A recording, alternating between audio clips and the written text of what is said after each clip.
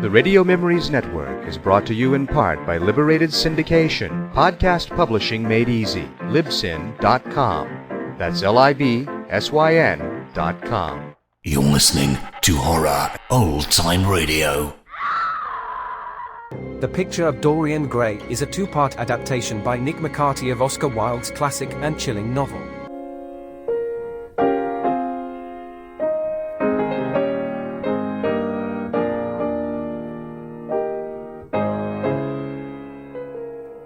Schubert, played by a girl in an exquisite dress, candles and chandeliers sparkling in her hair and eyes.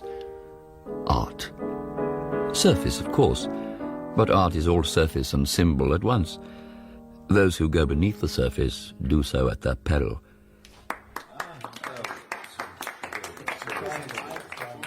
You remember Basil Hallward, the painter whose disappearance some years ago caused such public excitement and conjecture? He it was who painted that picture. That notorious picture.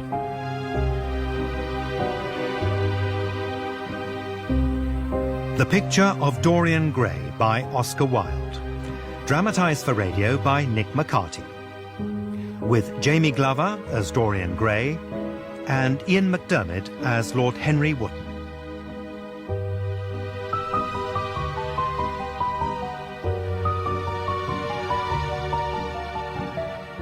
I was in the habit then of visiting Basil's studio regularly.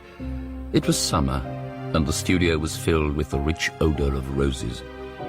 When the summer breeze stirred the trees of the garden, there came through the open door the heavy scent of lilac, or the delicate perfume of the pink flowering thorn. Well, Henry, what do you think of it? I was lying on the divan of Persian saddlebags, smoking an opium-tinted cigarette, and watching the play of light through the long tussore silk curtains that were stretched in front of the large window. The dim roar of London was like the bourdon note of a distant organ. Well? It is quite the best thing you have done. I believe it is. Who is the young man? A model? No. He is quite beautiful. You have captured more than a likeness. You must send it next year to the Grosvenor. Why not the Academy? The Academy is too large and vulgar. Whenever I go there have been either so many people that I've not been able to see the pictures, which was dreadful, or so many pictures that I've not been able to see the people, which was worse. I won't send it anywhere. What odd chaps you painters are. You do anything to gain a reputation. As soon as you have one, you seem to want to throw it away. It's silly of you, for there is only one thing in the world worse than being talked about, and that is not being talked about.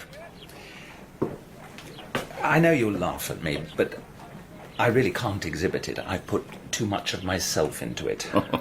I knew you would laugh. It's true all the same. I didn't know you were so vain, Basil. I see very little of you in this.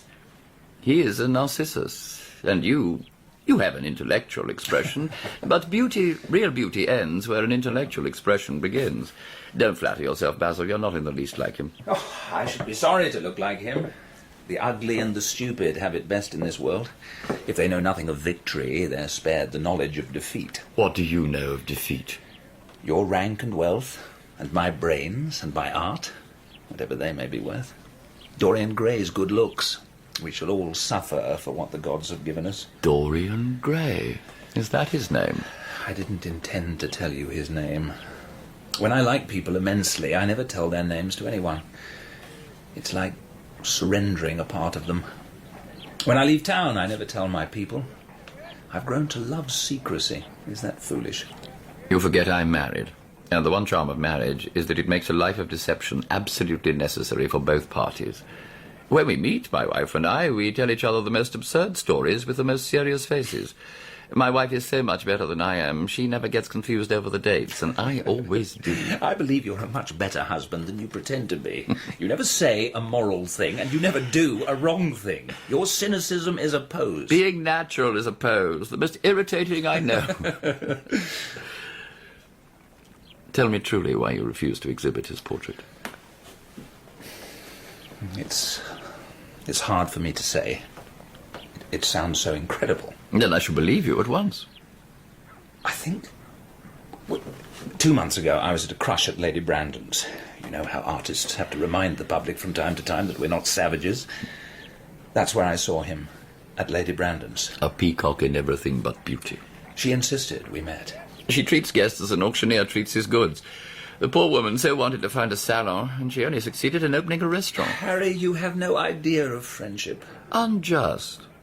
I choose my friends for their good looks, my acquaintances for their good characters, and my enemies for their good intellects. A man cannot be too careful in the choice of his enemies. So I must be merely an acquaintance. Much more. Oof, less than a friend. A sort of brother. I don't care for brothers. My elder brother won't die, and my younger brothers seem to do nothing else. Harry, I don't believe a single word. Tell me more about Dorian Gray. How often do you see him? I couldn't be happy if I didn't see him every day. Extraordinary. I never thought you'd care for anything but your art. He is all my art to me now. I can recreate life in a way that was hidden from me before, if he sits beside me. I must meet Dorian Gray. I insist. Harry, I find in him all the loveliness and subtleties of colour and line. I cannot exhibit his portrait because I have put into it some expression of this idolatry. Idolatry? There is too much of myself in it. I cannot bare my soul to the world's eyes. I cannot. Is Dorian Gray fond of you? Why should he visit me if he were not? Come, Basil. Days in summer are apt to linger. There will come a day when you will be perfectly cold and indifferent when he calls, or he will be cold and indifferent to you. He likes me, I know. But sometimes he seems to take delight in giving me pain, as if my soul were a flower to put in his coat, an ornament for a summer's day. I want to meet him. I don't want you to. Mr. Dorian Gray, sir. Are you at home? Fate, Basil, so gloriously predictable. We are both at home, Parker. Dorian Gray is my dearest friend. He has a simple and beautiful nature. Don't spoil him. Don't influence him. The world has many marvellous people in it. Don't take away from me the one person who gives my art whatever charm it possesses. Basil. Oh, I beg your pardon. I didn't know you had anyone with you. Mr. Gray. Dorian Gray? Lord Henry Wotton. He was all his portrait promised. And it was plain to see that poor Basil already bored him.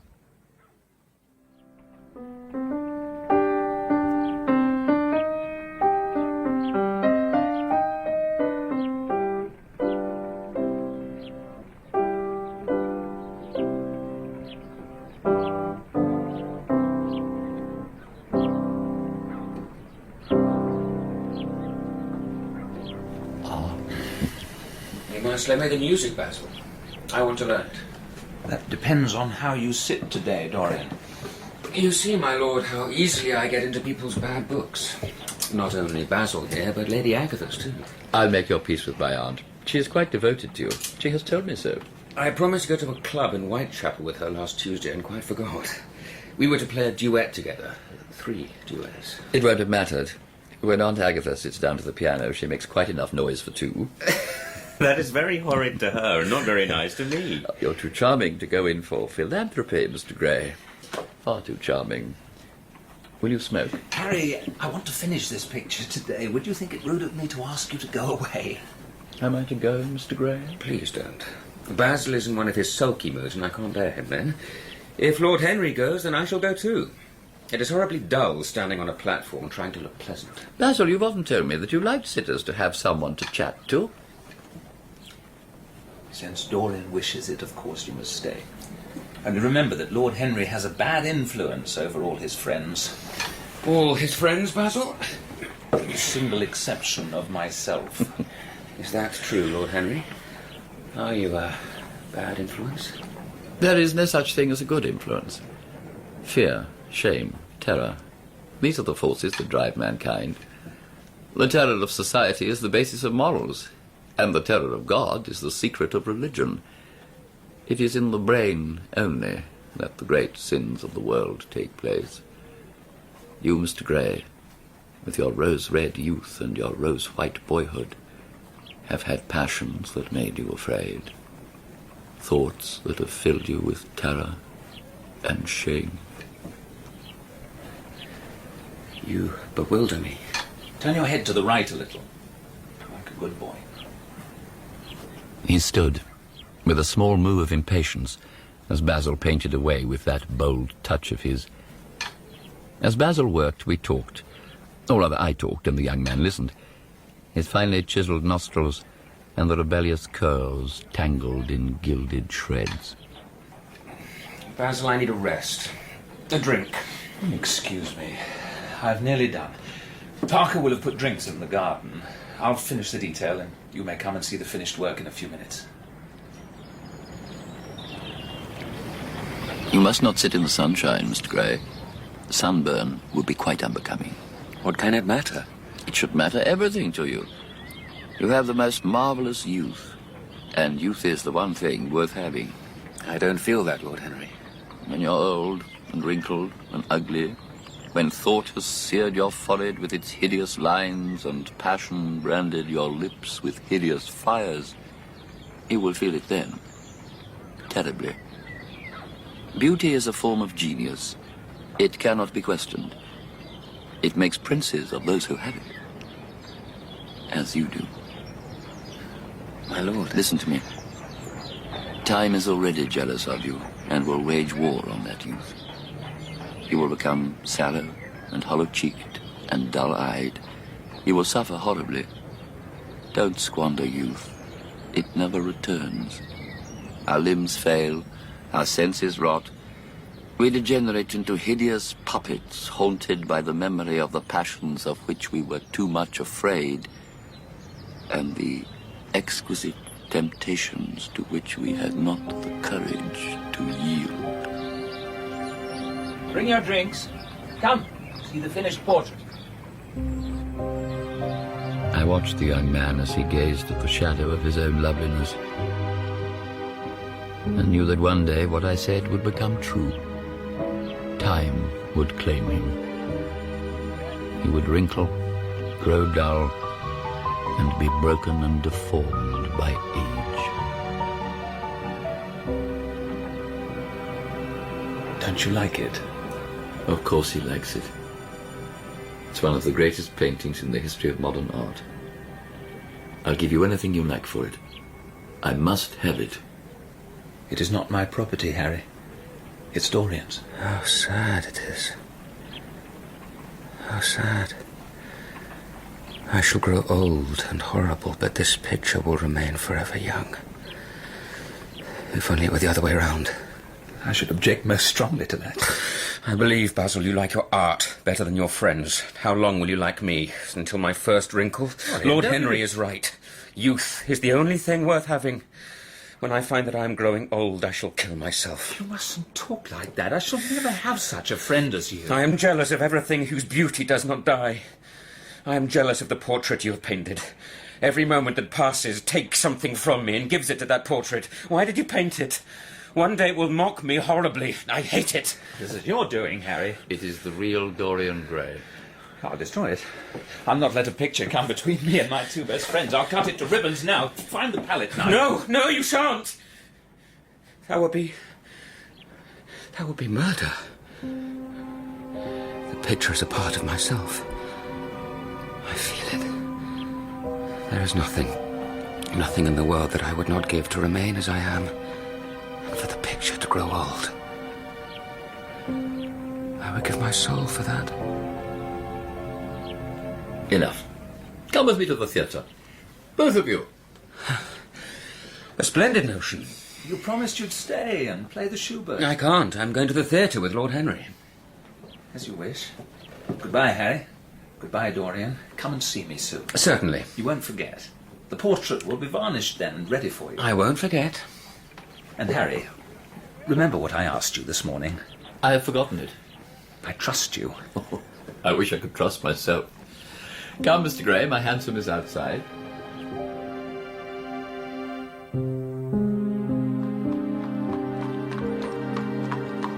The next morning, I went to see my uncle at the Albany. He would know the pedigree and family of the boy. Lord Fermor sat as usual in a chair by the fire, rough tweeds, on as rough-mannered an old bachelor as ever graced the Albany. Passed over for the embassy in Paris, for which he was supremely well suited by birth, by indolence, and his passion for pleasure, after which he never did another day's work. Money, is it, Harry? It's the usual reason you young dandies come to see their relatives. So damned early, too.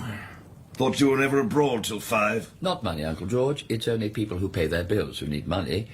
Gray. Dorian Gray. You know his family? Gray. Grandson of Kelso. Son of... My word, my dear boy. Son of Margaret Devereux, who made such a damn fool of herself running off with a penniless subaltern in some foot regiment. Beautiful as she was willful. Proud girl. Ugly story. Tell it. Father sent a man, it was said, some Belgian brute of an adventurer, to insult his new son-in-law. And did more than insult him.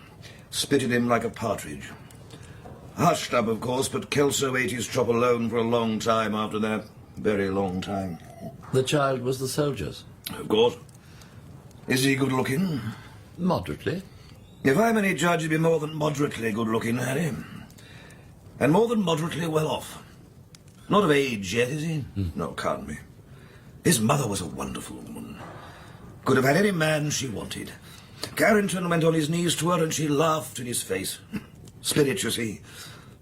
Kelso brought her and the child home from Spa and took her to the country. They say she never spoke to him again. Not one word. Wonderful girl. Spirited. Don't find him like that any longer. All Americans and meat packers' daughters, not stairs.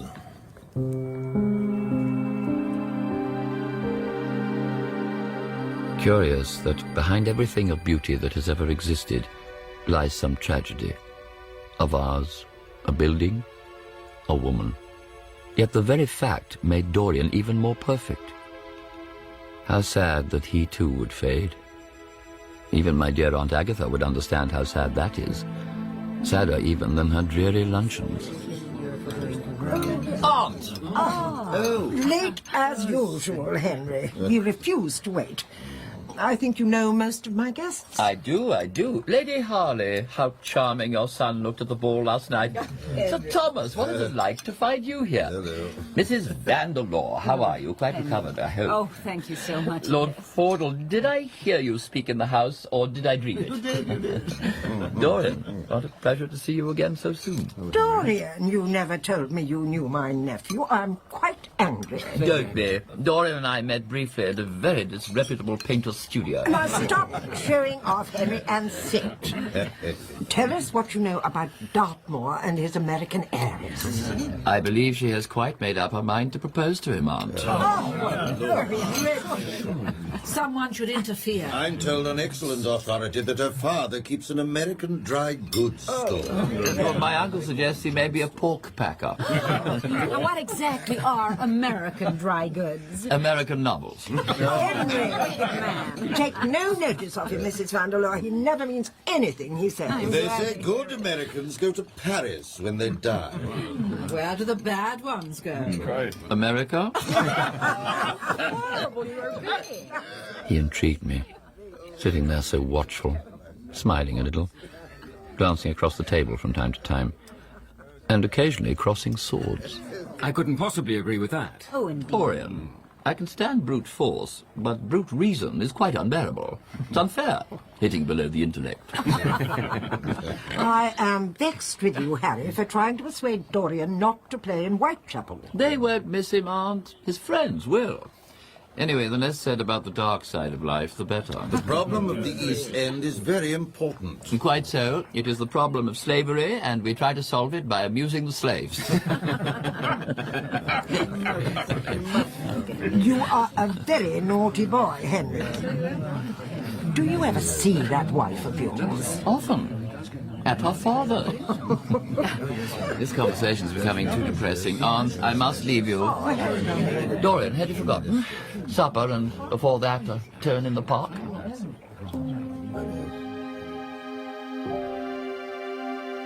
He had promised to meet Basil Hallward, but he walked with me instead. It was the first of many such walks. We met often, at friends, at my club, in my house.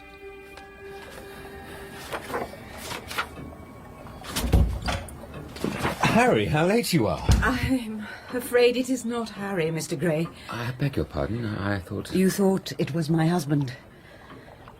The past 4 weeks, he has rather monopolized you. You see, I know who you are. I know you quite well already by the 17 photographs my husband has. Not 17. 18, then. And I saw you at the opera the other night. Dear Lohengrin, I like Wagner's music better than anybody's. It is so loud, one can talk the whole time without anyone hearing what one says. A great advantage, don't you think? If one hears bad music, it is one's duty to drown it in conversation, Lady Henry. Yes, as Harry says. I always hear Harry's views from his friends. It is the only way I get to know of them. Harry. My love. So sorry I'm late, Dorian. I went to look after a piece of old brocade in Wardour Street and had to bargain for hours. Nowadays, people know the price of everything and the value of nothing. Dorian, come. The library. Goodbye, Mr. Gray. Harry, perhaps I shall see you later at Lady Thornbury's? I shouldn't be surprised, my dear. Never marry a woman with straw-coloured hair, Dorian. They are so sentimental. I like sentimental people. Never marry at all. Men marry because they're tired, women because they're curious. Both are disappointed. I'm unlikely to marry. Really? And why is that? I'm too much in love. That is one of your aphorisms, Harry. With whom are you in love? Her name is Sybil Vane. Never heard of her. No one has. They will do. She is a genius. My boy, no woman is a genius. Women represent the triumph of matter over mind, as men represent the triumph of mind over morals. How long have you known your genius? About 3 weeks. It was your fault. After first meeting you, I was filled with a wild desire to know everything about life. As I lounged in the park or strolled down Piccadilly, I used to watch everyone who passed me with mad curiosity. I had a passion for sensations. I determined to go in search of an adventure. An adventure? One evening, as I wandered into a labyrinth of grimy streets, I passed an absurd little theatre, all flaring gas jets and lurid playbills, and in front of the doors a hideous man in a gaudy waistcoat and an enormous diamond in the centre of a soiled shirt. Have a box, my lord. Only a guinea to be transported, my lord. Transported by the Bard of Warwick. Only a guinea for a private box, my lord. It be a poison, which the friar subtly has ministered to have me dead, lest in this marriage he shall be dishonoured because he married me before to Romeo. It was Romeo and Juliet. You are not to laugh, Harry. Romeo was a stout gentleman with corked eyebrows and a figure like a beer barrel. Mercutio had friends in the pit. He played to them in low comedy. Then, imagine, Harry, a girl, hardly 17 years old, with a little flower-like face, a small Greek head with plaited coils of dark brown hair, eyes dark, velvet, lips like rose petals. Beauty, Harry. Real beauty. And in the pit they ate oranges and nuts and drank beer, no doubt. You're laughing. It's horrid of you. I have seen Sybil dying, sucking the poison from her lover's lips, seen her wandering the forest of Arden, watched her disguised as a pretty boy, seen her mad and innocent. Harry, why didn't you tell me that the only thing worth loving is an actress? Because I have loved so many of them, Dorian. Tell me, what are your actual relations with Sybil Vane? Harry, she is sacred. It is only the sacred things which are worth defiling. Why are you annoyed? She will belong to you one day. In love, one begins by deceiving oneself and ends by deceiving others. Methinks I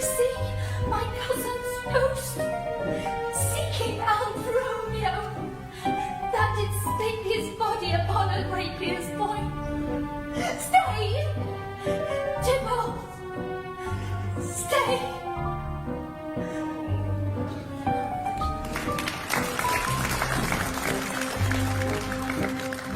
I went round after the third performance. The manager was determined that I should meet her. I was not entirely sure, yet he persuaded me. She was so gentle, so shy. Miss Vane, my lord here wanted to speak to you, my dear. I'm sure I'm grateful, sir. Maybe he'll give you a small token of appreciation of your wonderful performance. Miss Vane, I was truly dazzled by her performance. Sir, you are very kind. I will not call you my lord. You look more like a prince. I must call you Prince Charming. Upon my word, Doria, Miss Sybil knows how to pay a compliment. You know nothing about it, as she knows nothing of the world. She regards life as another play. She lives with her brother, who is going to find his fortune in Australia.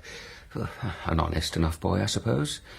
As is her mother, a faded, sad-eyed woman who, no doubt, has seen better days. Depressing. I have been every night since. And neglect your friends.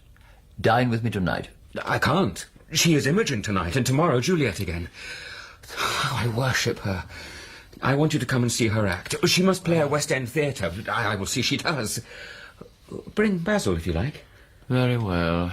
Juliet, then, tomorrow. Will you see Basil, or shall I write to him? I haven't laid eyes on him for a week. It's rather horrid of me, as he has sent me my portrait in the most wonderful frame. Write to him. I don't want to see him alone. He says things that annoy me. He gives me good advice. People are fond of giving away what they need most themselves. It's what I call the depth of generosity.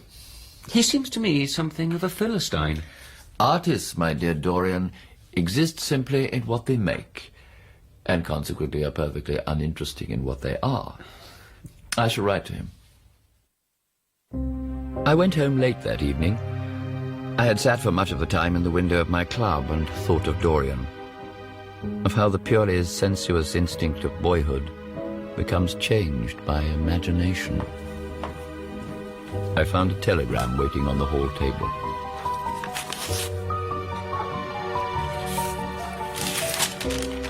Harry, you shall be the first to know. I am engaged to be married to Sybil Vane. Oh, engaged indeed.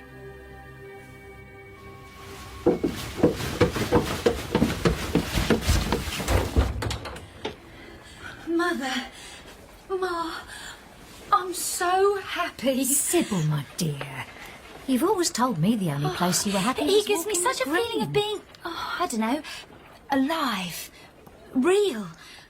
I'd die for him, Ma. Well, you can just put him out of your mind. You'll have to. I can't. Well, I can't. Sybil, listen to me. Just listen, and listen to your brother. Mr. Isaacs has advanced us £50. £50! And got us out of debt. He's been good to us. £50 and he owns me for 3 years of my life. I won't do it. You have to do it. For me, for your brother.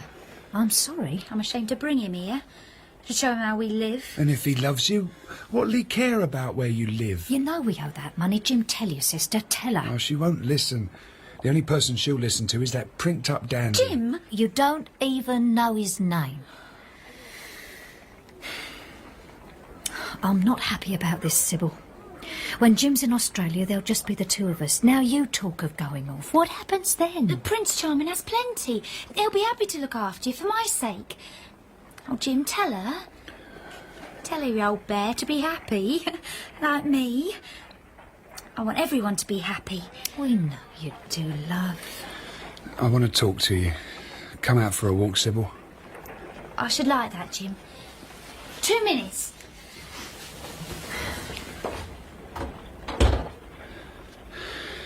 Mother, when I've made enough in Australia, I'll be back to pay off Isaacs and get Sybil off the stage, I promise you. I know you will, dear boy. Remember, you chose to do this. I hope the seafaring life will be what you truly want. Look, Ma, we've been through this the chance already. of mixing in society as a solicitor for going to sea. It's beyond me. I hate offices and I hate clerks. I know what I've chosen. But you see after Sybil, these men going round to talk to her every night. It's not right. Nonsense. He's merely a customer of the theatre. Way to pay a compliment. The young man in question's polite enough. The flowers he sends are lovely. You don't even know his name. Well, he's a gentleman. Well, he looks aristocracy, I must say. Looks, Ma. Appearances, Ma. Illusions. What she deals in every night. It's what you know, not what you think you know. They make a charming couple. It's happened before, Jim. If this aristocrat, this gentleman, harms a hair on her head, I shall kill him. I swear to you, Mother, I'll come back, find him out, and kill him.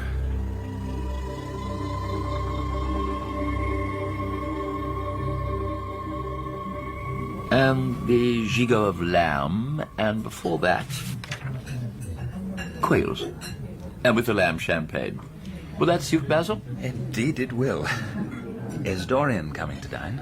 I wanted a word before he came. I suppose you've heard the news. Thank you, Jules. Tell the cook we'll want it in half an hour. We're waiting for another guest. If it's politics, I'm not interested. Not a person in the Commons worth painting, save with whitewash. Dorian is engaged to be married. Impossible. Impossible. To an actress. It's perfectly true. He's far too sensible, Harry. He's far too wise not to do foolish things now and again. You can hardly marry now and again. Except in America. I didn't say he was married. I said he was engaged. I have a distinct recollection of being married and none at all of being engaged. It's absurd. To marry is so much beneath him. If you want to make him marry the girl, tell him so. Whenever a man does a foolish thing, it's always from the noblest motives. She'll be no good for him. She's better than good. She's beautiful. Dorian assures me. He's rarely wrong about such things. Your portrait of him has quickened his appreciation of human beauty. We are to see her tonight. Do you approve, Harry? Dorian Gray falls in love with an attractive girl who plays Juliet. Why not? If he married Messalina, he would be none the less interesting. The problem with marriage is that it makes one unselfish, and unselfish people are dull people. I hope, Basil, that Dorian will make this girl his wife, be fascinated by her for, say, 6 months, and then passionately adore someone else. You don't mean a single word of that. You're much better than you pretend to be. Well, the reason we like to think so well of others is that we're all afraid of ourselves. The basis of optimism is sheer terror. Rubbish. You want to mar nature? Reform it. So, we see her tonight in some disreputable theatre in the East End. The boy is late, as usual.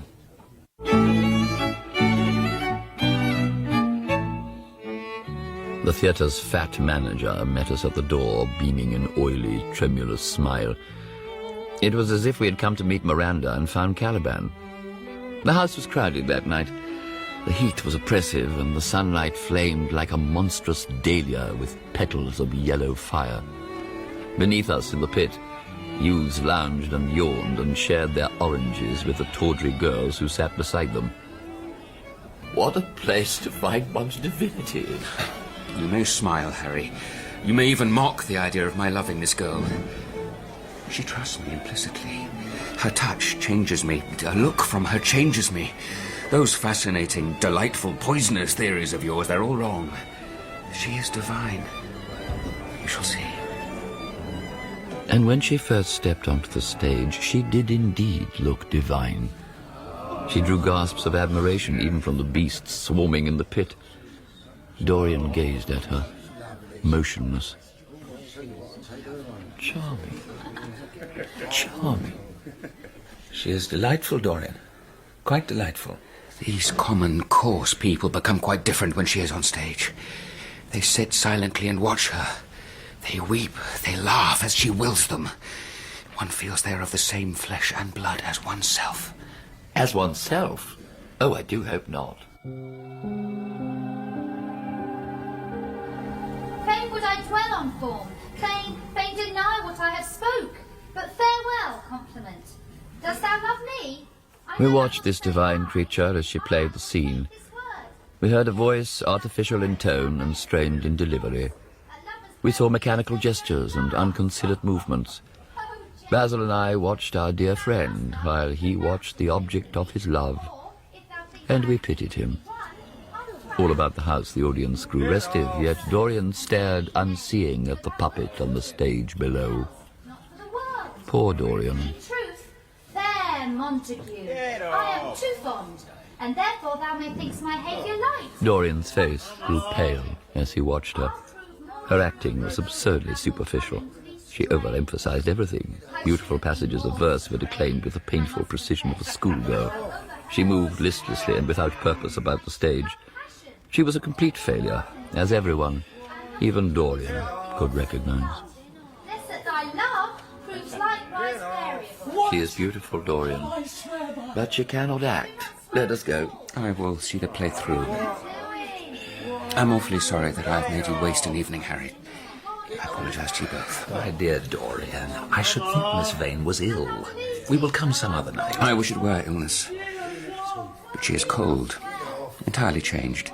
Last evening she was a great artist. Now she is commonplace. Mediocre. Dorian, come with us. No need to grieve. You wouldn't want your wife to act, after all. So what does it matter if she plays Juliet like a wooden doll? She's very lovely. And if she knows as little about life as she does about acting, she will be a delightful experience. Go away. Please. Just go.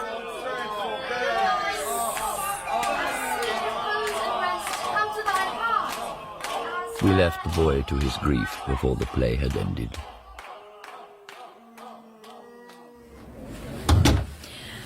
Dorian. Oh, my dear, how badly I acted tonight. It was dreadful. You have no idea how I have suffered. But surely you understand. You do understand. Understand what? Before I knew you, acting was the one reality of my life. One night I lived Portia, the next Rosalind. Beatrice's joy was my joy, the sorrows of Cordelia were mine also. I knew nothing but shadows, and I thought them real.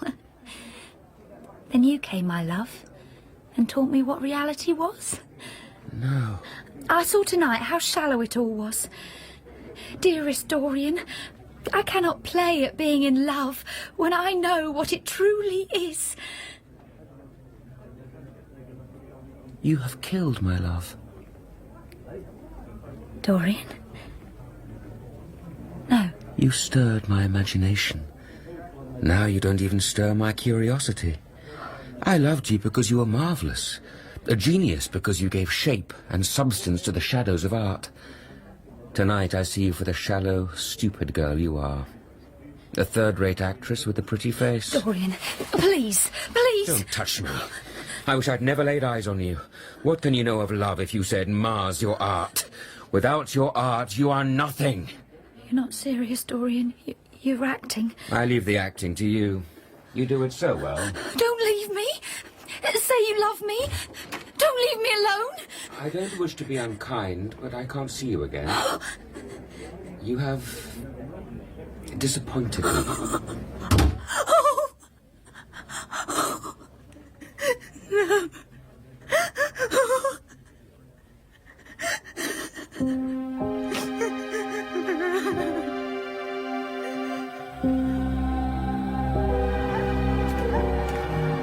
Are you looking for trade, dearie? Only a tenner.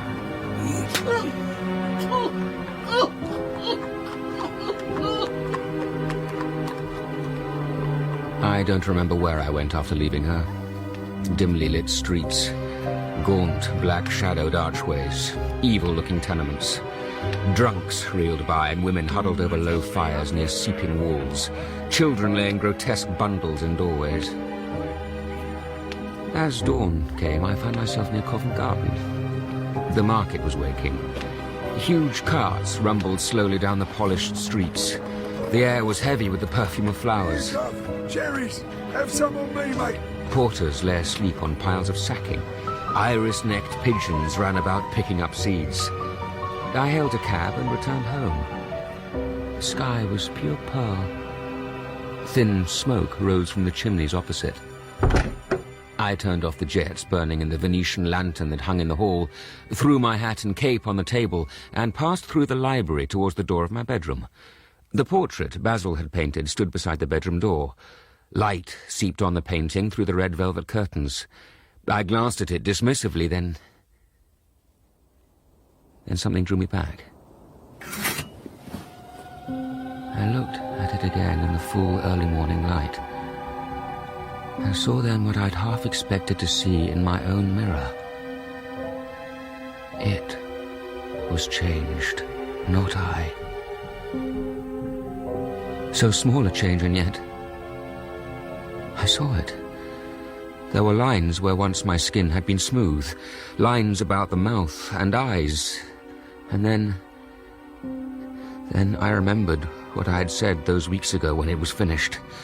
How there was nothing, there is nothing in the world that I would not give to remain as I am, and for the picture to grow old. I would give my soul for that. My soul. No. Dear God. No. No! I searched then for a hand mirror and looked again at my own face. Smooth, untroubled, unlined. Yet in the image Basil had made, the set of lines about the mouth were tight, cruel. It wasn't possible, and yet... Had I been cruel to Sybil? If so, it was no great matter. Women are better able to bear sorrow than men. She was nothing to me now. Nothing. Yet the picture... It seemed to hold the secret of my life. I'd dared to love my own beauty. I admit as much. Would it teach me to loathe my own soul? It's the light. I'm tired.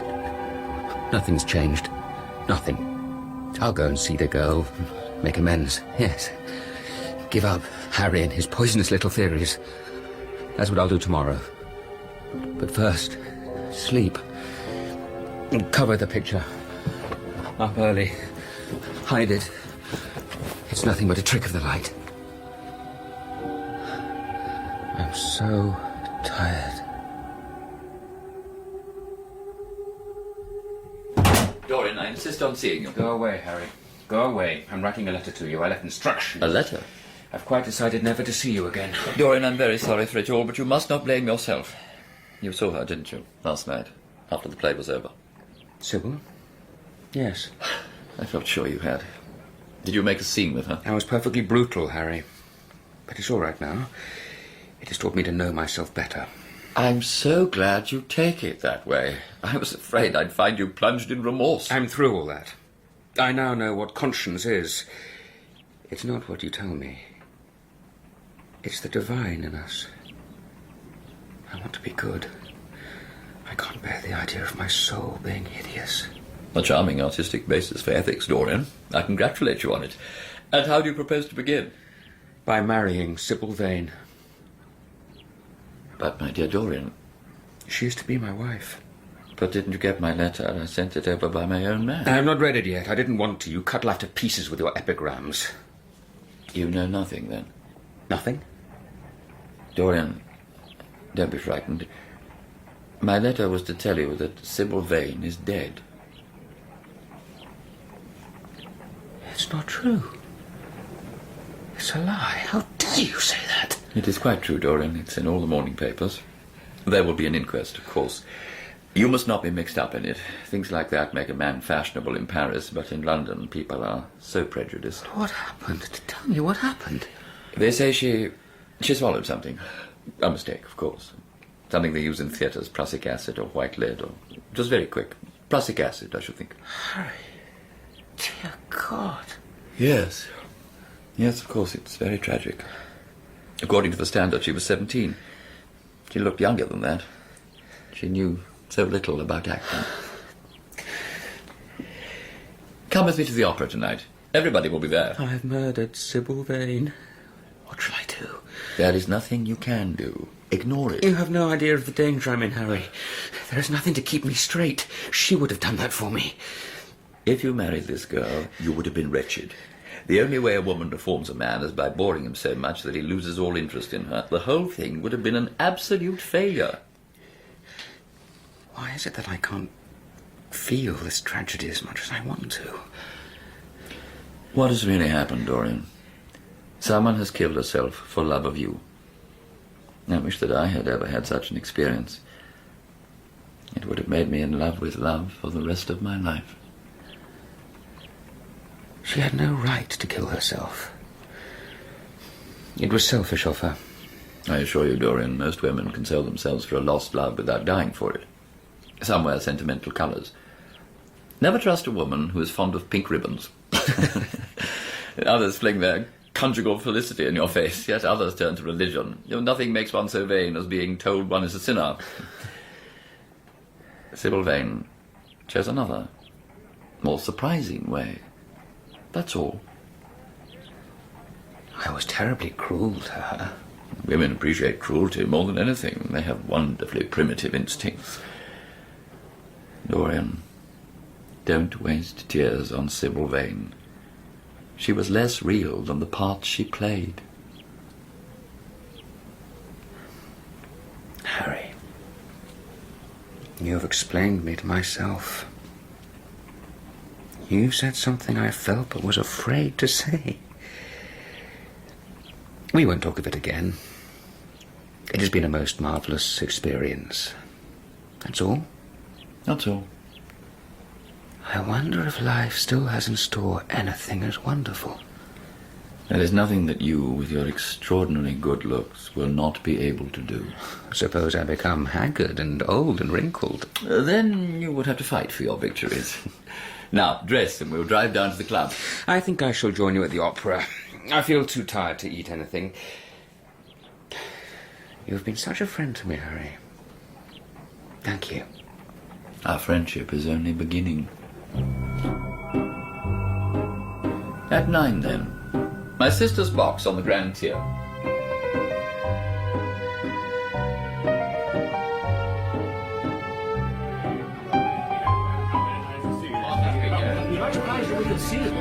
Dear Dorian, how are you?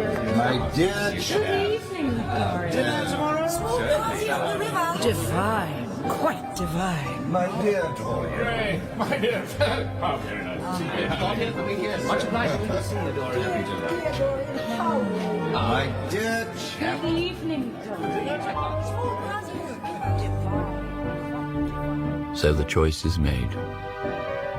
Poor Sybil Vane, to have mimicked death so often on the stage and then to have played that dreadful last scene. To free young Dorian. My life is decided. Eternal youth. The picture does that for me. I have only to look in the mirror to see it's true. No lines, no cruel cast to the mouth or the eyes. I'm truly free. Infinite passion, pleasures subtle and secret, wild joys, and wilder sins. I can have all those and there will be no change. I shall kiss the lips of the portrait and thank it for bearing the burden of whatever shame might burden me. It will be a mirror of my life.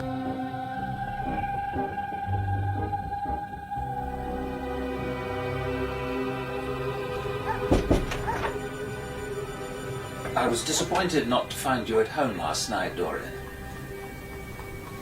Someone said you were seen at the opera. I gave the lie to that, of course. But Basil, I was there. Harry's sister, Lady Gwendolen, was there too. Perfectly charming she is. You went to the opera? And the woman you loved still lying in some sordid lodgings? You talk of other women being charming and the girl not yet in the quiet of her grave. Do stop it, Basil, stop. What's past is past. You called yesterday the past. Time has nothing to do with it. A man who can master himself can end a sorrow as easily as he can invent a pleasure. I don't want to be at the mercy of my emotions. I want to use them, enjoy them, dominate them. That's horrible. You talk as if you had no heart, no pity in you. It is all Harry's influence, I see that. I owe a great deal to Harry. More than I owe to you. You only taught me to be vain. Now what do you want? The Dorian Gray I used to paint. Good heavens, man. Sybil Vane has just killed herself. Indeed so. At least it wasn't a vulgar accident. Her death has all the pathetic senselessness of martyrdom. I suffered immensely. Then it passed away. You came to console me and feel angry because I don't need your consolation. I came to comfort you. I won't mention it again, if you'd rather.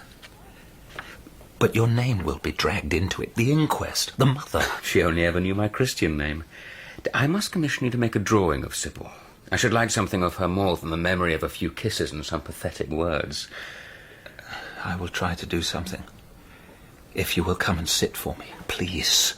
I can't get on without you. I can never sit for you again, Basil. Impossible. But why? Don't you like the portrait? It's my best work. Where is it? Have you put it in another room? I was sure it was in here. Is it behind the screen? Don't. If you move that screen, if you look at that portrait again, I swear our friendship is over. Everything will be finished between us. But I want to exhibit the picture in Paris. I will not allow it. No one shall see the picture. But Doria... Never! Say at least that you will sit for me again. Impossible. I can't explain it to you, Basil. There is something fatal about your picture. It has a life of its own. Life of its I will come and have tea with you, that I can promise. But you must never ask me to sit again. Nor to see the portrait.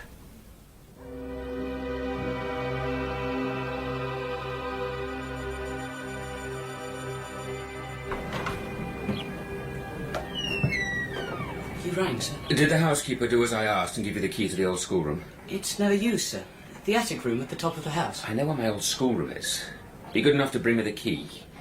Don't look at me so. Get out, get the key! I have the key, sir. And be kind enough to take this picture and to follow me with it. Mrs. Leaf said she wished to clear out the schoolroom before you went into it. She was sure it would be full of dust and cobwebs and old lumber, sir. Which I expect and want. Can you carry it alone? Yes, sir. It's heavy, but... Come on, then. Mind the corner. Can you manage? Yes, sir. Careful. Very careful. All right. Yes, sir. Careful.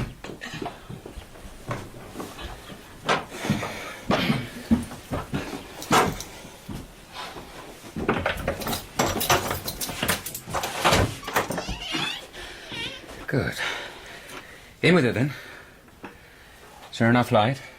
Yes, sir. In the corner, sir. Yes. Yes, there in the dark corner. Safe resting place. Keep it covered. Leave me. Yes, sir.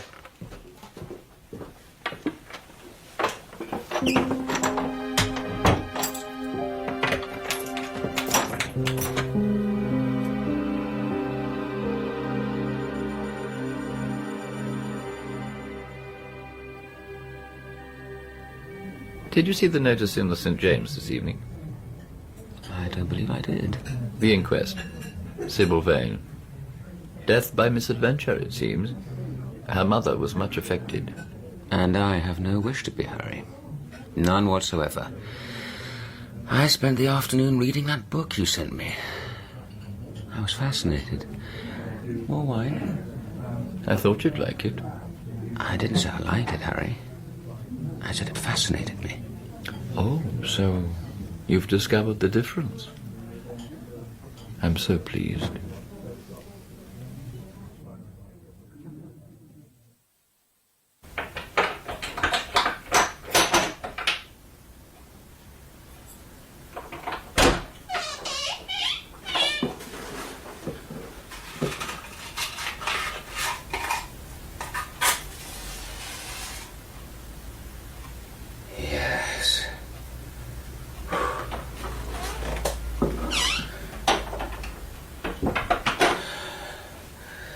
Safe here.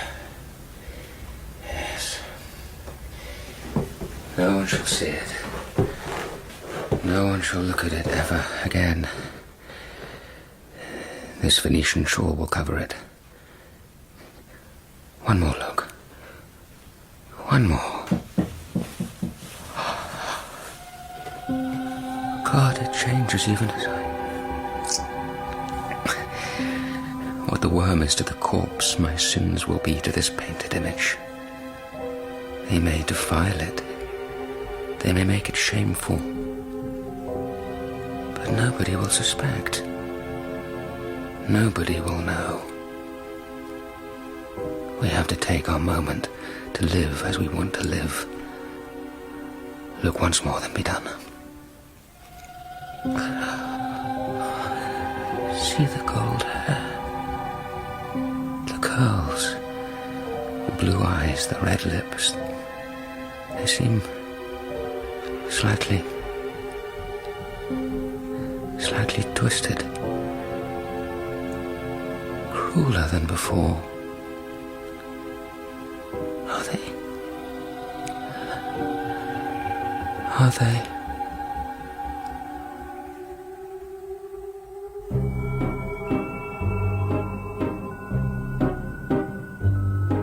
In the first part of The Picture of Dorian Gray by Oscar Wilde, dramatised for radio by Nick McCarty, Jamie Glover played Dorian Gray, Ian McDermid, Lord Henry Wotton, and Stephen Pacey, Basil.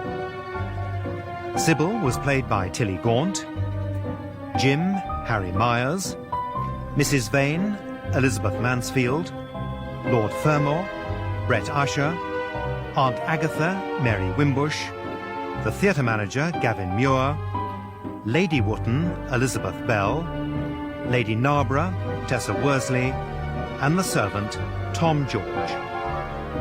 Other parts were played by members of the cast. Original music was composed and played by David Chilton. The pianist was Simon Moorcroft. The Picture of Dorian Gray was directed by Gordon House.